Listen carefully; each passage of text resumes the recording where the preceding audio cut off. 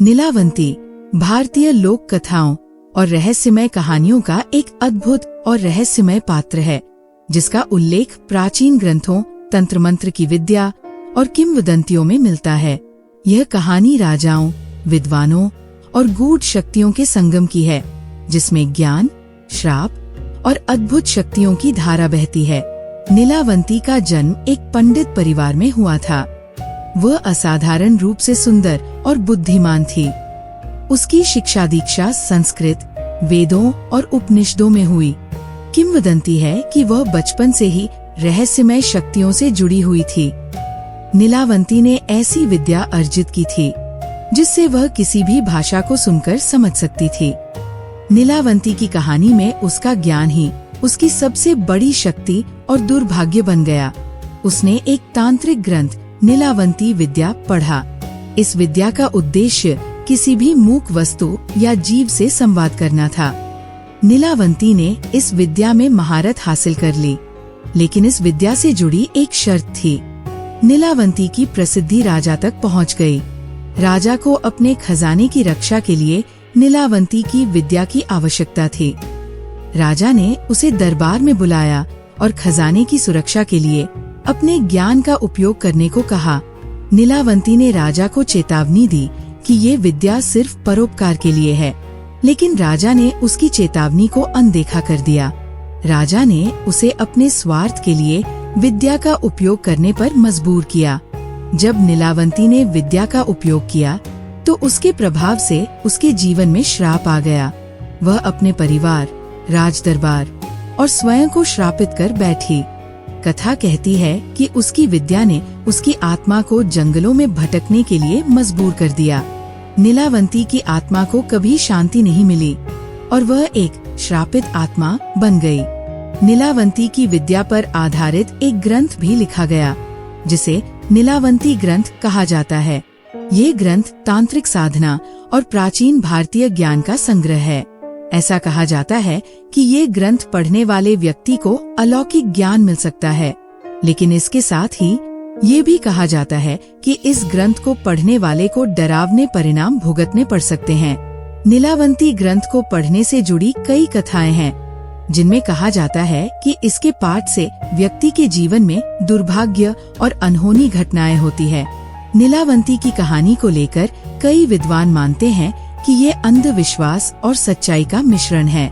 कुछ लोग इसे पौराणिक कथा मानते हैं, वहीं अन्य लोग इसे एक गूढ़ विज्ञान और अलौकिक शक्ति का प्रतीक मानते हैं। किंवदंती है कि नीलावंती की आत्मा अभी भी उन जंगलों में भटकती है जहां उसने अपना अंतिम समय बिताया। कहते हैं वो आज भी उन लोगों की मदद करती है जो सच्चे दिल से उसका आह्वान करते हैं, लेकिन अगर कोई उसे स्वार्थ या बुरी नियत से बुलाए तो उसे भारी कीमत चुकानी पड़ती है।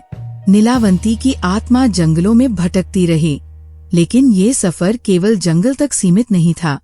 उसके श्राप ने उसे समय और स्थान की बेड़ियों से आजाद कर दिया और वह किसी भी जगह प्रकट हो सकती थी। जब नीलावंती ने राजा के आदेश पर विद्या का उपयोग किया था तो वह श्रापित हो गई। राजा, जिसने अपने स्वार्थ के लिए नीलावंती का ज्ञान प्रयोग किया, उसकी भी नियति भयावह थी। राजा की रियासत धीरे धीरे बर्बाद होने लगी।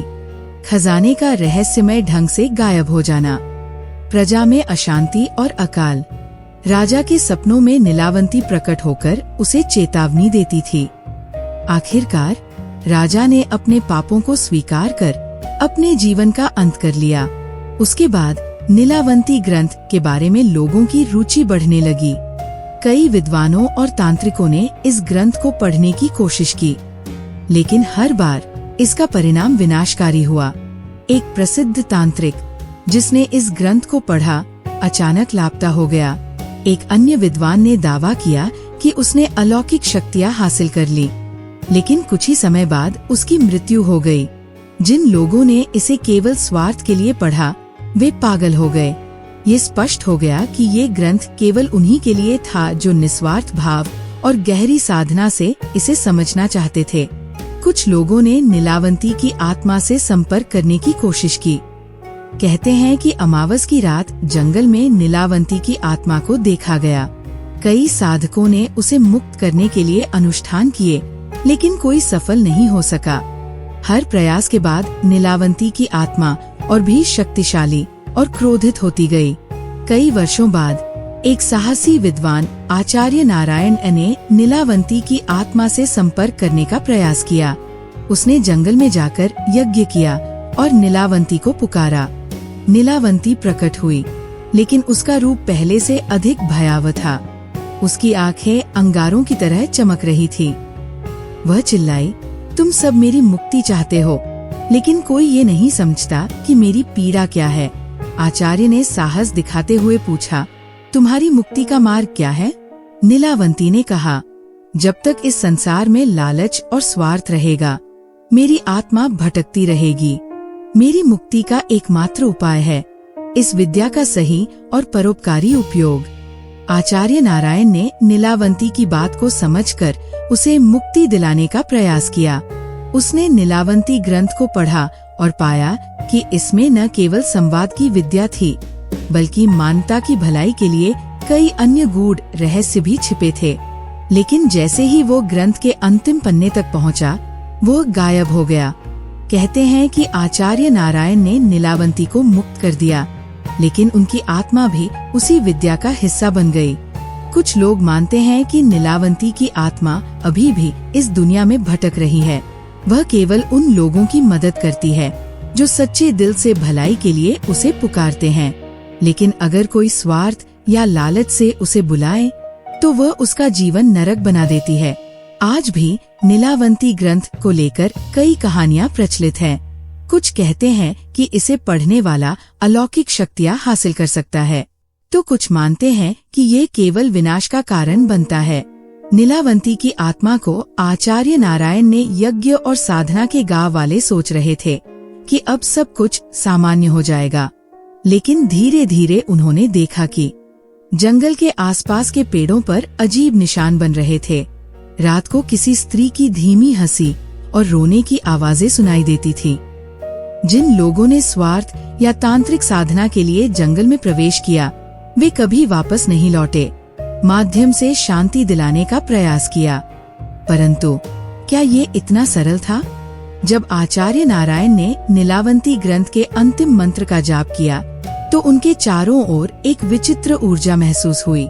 जंगल में आग की लपटें उठने लगी। आचार्य ने देखा कि नीलावंती की आत्मा धीरे धीरे शांत हो रही है, लेकिन इसके साथ ही वो खुद गायब होने लगे। गांव के लोग बताते हैं कि आचार्य नारायण का कभी कोई निशान नहीं मिला। कुछ मानते हैं कि वह नीलावंती के साथ उस ऊर्जा में समा गए, तो कुछ कहते हैं कि आचार्य को उस विद्या ने अपने भीतर समेट लिया। आचार्य के जाने के बाद जंगल में कुछ समय के लिए शांति छा गई, लेकिन इस शांति ने एक और रहस्य को जन्म दिया। कई लोग कहते हैं कि अब वहाँ दो ऊर्जा महसूस होती है, एक शांत और दयालु और दूसरी क्रोधित और भयावह। कुछ लोगों ने दावा किया कि उन्होंने आचार्य नारायण और नीलावंती की परछाइयाँ जंगल में देखी। पुजारी ने गांव वालों को चेतावनी दी, नीलावंती की आत्मा अभी पूरी तरह मुक्त नहीं हुई है। वह अपने श्राप के साथ इस जंगल में बसी हुई है। ये श्राप केवल तब टूटेगा जब ये ज्ञान नीलावंती ग्रंथ सही हाथों में जाएगा और केवल मानवता के लिए उपयोग किया जाएगा। आज भी उस जंगल के बारे में रहस्य और डर की कहानियाँ चलती है। कहते हैं नीलावंती की आत्मा अब भी उन लोगों को देखती है जो लालच और स्वार्थ के साथ जंगल में प्रवेश करते हैं। अगर कोई परोपकार के लिए उसकी सहायता चाहता है, तो वह उनकी मदद करती है। गांव में ये मान्यता है कि नीलावंती ग्रंथ अभी भी जंगल में कहीं छिपा हुआ है।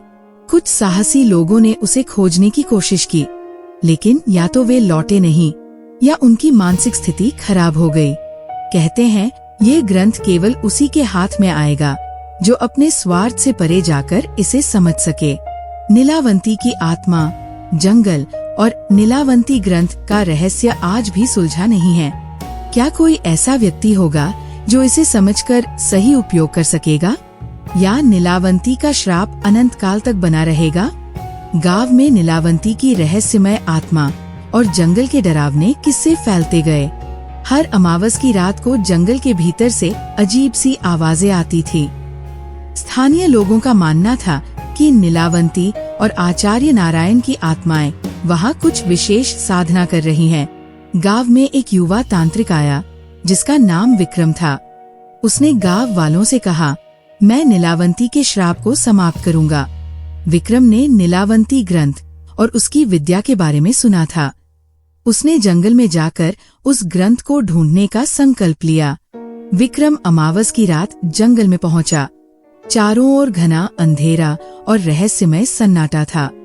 उसने पेड़ों पर बने अजीब निशान और जमीन पर खून जैसे धब्बे देखे। विक्रम को अचानक लगा जैसे कोई उसकी परछाई देख रहा हो। जैसे ही विक्रम ने एक पुराने पीपल के पेड़ के नीचे ध्यान लगाना शुरू किया, एक ठंडी हवा का झोंका आया। उसकी आंखों के सामने एक स्त्री आकृति प्रकट हुई। वह नीलावंती थी, लेकिन उसका चेहरा भयावह था। आंखें लाल, बाल बिखरे हुए और चेहरे पर गुस्सा। नीलावंती ने क्रोध से पूछा, तुम कौन हो और यहाँ क्यों आए हो? विक्रम ने जवाब दिया, मैं तुम्हें मुक्त करने और तुम्हारे ज्ञान को दुनिया के भले के लिए उपयोग करने आया हूँ। नीलावंती ने उसकी नीयत को परखने के लिए उसे 3 कठिन परीक्षाएं देने का निर्णय लिया।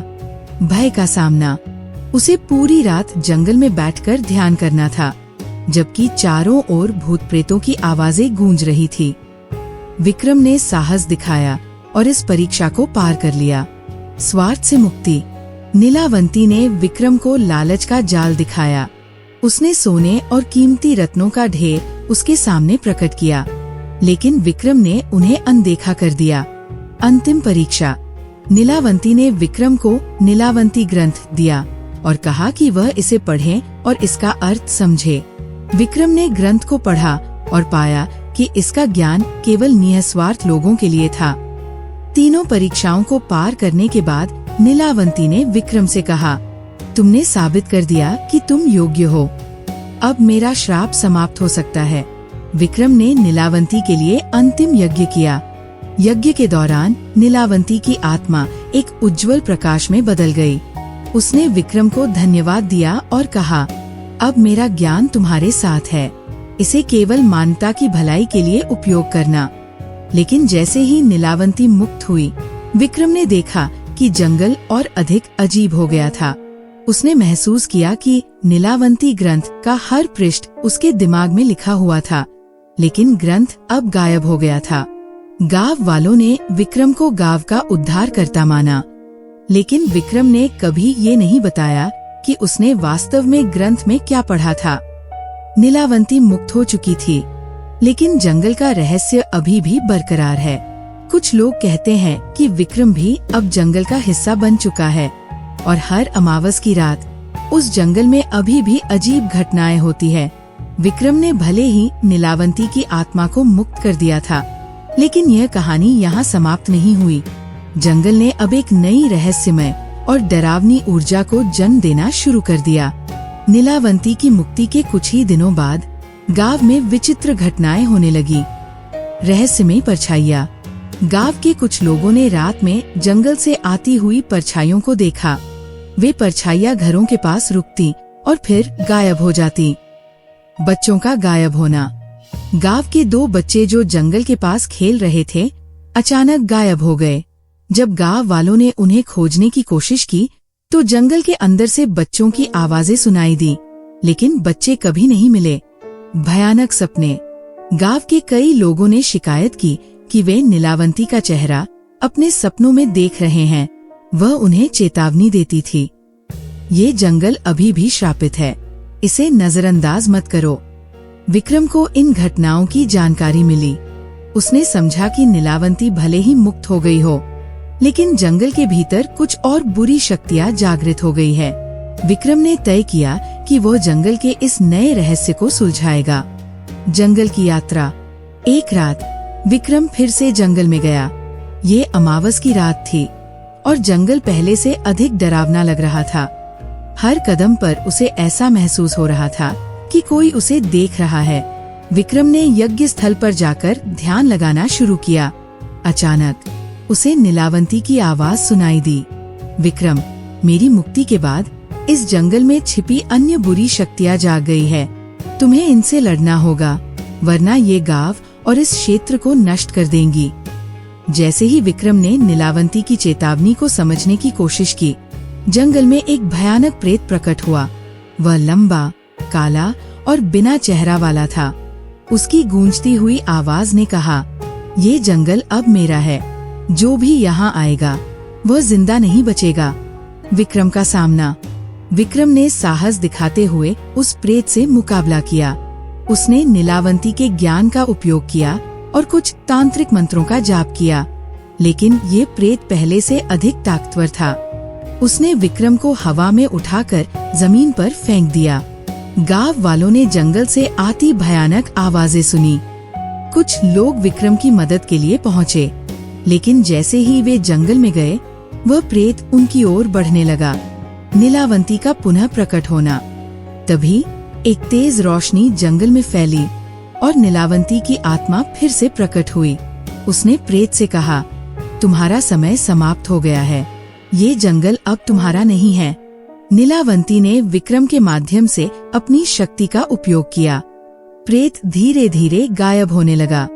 नीलावंती ने विक्रम और गांव वालों से कहा, ये जंगल अभी भी सुरक्षित नहीं है।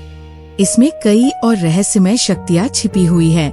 जो भी यहाँ स्वार्थ और लालच के साथ आएगा, वह इन्हीं प्रेतों का शिकार बनेगा।